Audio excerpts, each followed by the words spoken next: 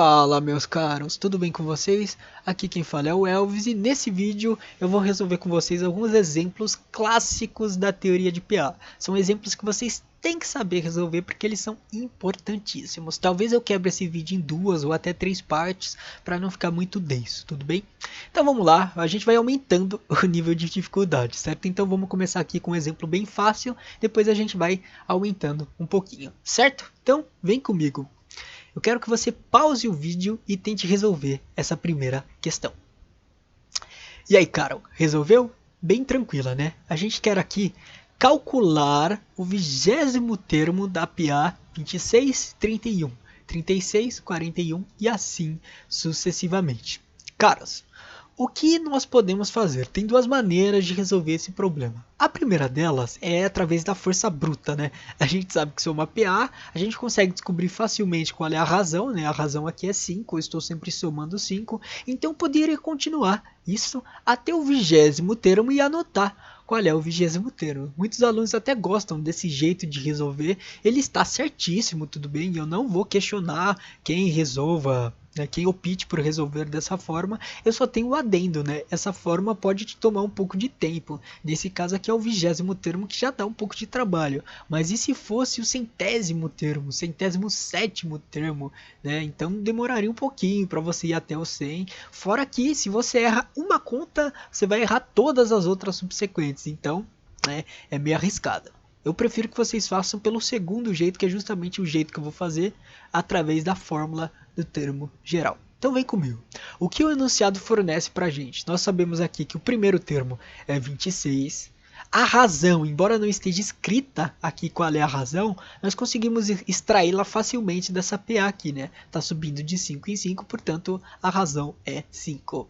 E nós queremos o 20º termo, por isso nós temos uma posição indicada pelo exercício, a posição 20. Lembrem vocês que o N ele se relaciona com a posição, né? Ele é a letra que indica a posição. Então o N20 está se referindo à posição 20, certo? E o que nós queremos descobrir? Nós queremos descobrir qual é o termo que ocupa a posição 20. Então, qual é o AN quando N é 20? É só colocar na fórmula, não tem mistério nenhum. Então, tá aqui a fórmula, caso você não tenha anotado, anote. Importante, quem quiser pode até tatuar aí no braço esquerdo, que ela é muito importante, tudo bem? Então, AN é igual a 1 mais N menos 1. Só substituir as informações, ó, repara, o N vale 20, cuidado pessoal, uma dica, quando você colocar o A20, já troca aqui também para 20, porque é o mesmo N, muitos alunos deixam aqui como AN e vão operando aqui, esse N ele tem o mesmo papel do X, do f de x, lembra do f de x? F de 5 é igual, o que, que você tem que fazer? Trocar o x por 5, certo? Muita gente troca o x por 5, só que não muda lá na notação do f de x. Então tá errado. Aqui se você escrevesse AN igual a 26 mais 20 menos 1 estaria errado, né? Porque aqui não tem que ter 20, tem que ter N. O que está aparecendo aqui tem que aparecer aqui, ó. Repara, tinha N, agora tem 20, agora tem 20, certo? Então 26 mais 20 menos 1 vezes 5. Substituir, fiz as continhas, eu encontrei 121. Isso significa que o 20º termo dessa PA é o termo de valor 121. Certinho? Então, vamos para o próximo exemplo. Aqui estamos, segundo exemplo. Pausa o vídeo e tenta fazer. Esse é um pouquinho mais difícil. E aí, fez? Mais difícil, né? É mais difícil, mas não é impossível. Nós queremos determinar a PA cujo 7º termo vale 1 e cujo 10º termo vale 16. Caros, vamos ver o que nós conseguimos fazer com esse problema. Porque ele é um problema um pouco, né, peculiar, porque aqui nós não temos nem o primeiro termo e nem a razão.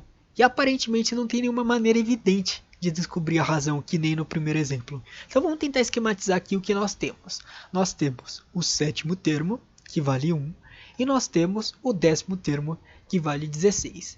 E aqui eu vou fazer um pequeno recorte genérico desta sequência. Ó. Reparem vocês, eu tenho aqui alguns termos que vêm antes, aí depois A6, A7, A8, A9, A10 e alguns termos que vêm depois. Esses termos que vêm antes ou depois, eles não vão importar tanto, tudo bem? Por que eu fiz esse recorte? Porque nesse recorte estão perdão, nesse recorte estão incluídos estes dois termos aqui, tanto o A7 quanto o A10. Por isso que eu fiz esse recorte que contém esses dois termos. E eu quero que vocês lembrem da primeira aula de PA, caras. Vamos supor que eu tivesse tanto o A7, que eu tenho, na verdade, mas além de ter o A7, que eu tivesse também o valor da razão, certo? Então eu tenho o A7 e eu tenho a razão. Caros, como eu poderia descobrir o A8, supondo que eu tivesse a razão? Ora, bem tranquilo, né? O A8 é o A7 mais a razão, então seria 1 mais R. E se eu quisesse descobrir o A9, tendo o A7, seria A7 mais duas razões, porque do A9 para o A7 eu tenho duas razões, ó. Repara bem. Aplicar aqui, ó. Uma razão, duas razões. E para fechar, se eu quisesse descobrir o A10 partindo do A7, seria o A7 mais três razões, ó. Uma razão, duas razões e três razões. É esse o artifício que nós vamos usar, caros. Do A7 até o A10 eu tenho três razões. Então eu vou esquematizar isso matematicamente, ó. Veja bem. O A10 é o A7 mais 3 razões. E por que é interessante escrever desse jeito? Porque eu sei quanto é o A10, ó, repara bem, e eu sei quanto é o A7. Então só vai sobrar o R nessa equação. Significa que eu vou descobrir qual é a razão dessa PA. Olha só que maravilha. Vou conseguir descobrir qual é a razão. Então, vamos lá. Fazendo as continhas aqui, equacionando, né? 16 é igual a 1 mais 3R. Portanto, resolvendo aqui, isolando R, vocês vão chegar na conclusão que R é igual a 5. Maravilha, caros! Uma vez que a gente tem a razão, a gente pode agora usar a fórmula do termo geral para descobrir o valor do primeiro termo. Então, vem comigo que vai ser bem tranquilo. Olha, vejam bem. Aqui nós temos a fórmula do termo geral. A n é igual a 1 mais n menos 1 vezes a razão. Lembra que o n, eu vou sempre bater nessa tecla, o n ele é um número que indica a posição, então você pode colocar qualquer valor que você queira para n. É claro, a gente vai usar valores convenientes aqui, né? Valores que nos ajudam a resolver o problema.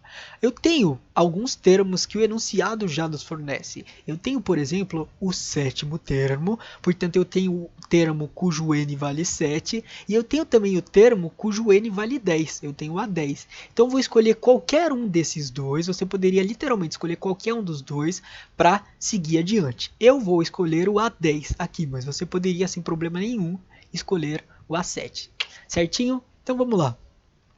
A n igual a 1 mais n menos 1 vezes R. Então A10, ó, o n está valendo 10, é igual a 1 mais, no lugar do n, estou colocando 10. 10 menos 1 vezes a razão que é 5, certo? Então 10 menos 1 vezes 5.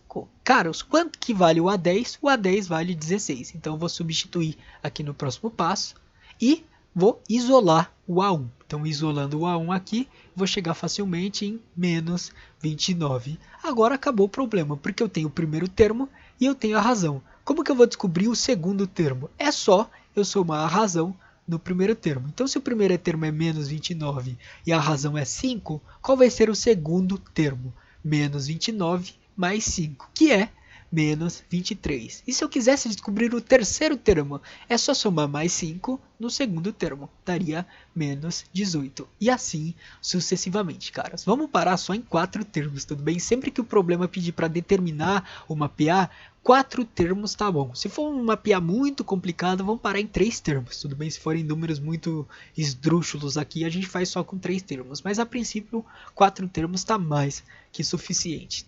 Certinho, pessoal? Então, um abraço. No próximo vídeo a gente continua com mais 2 exemplos.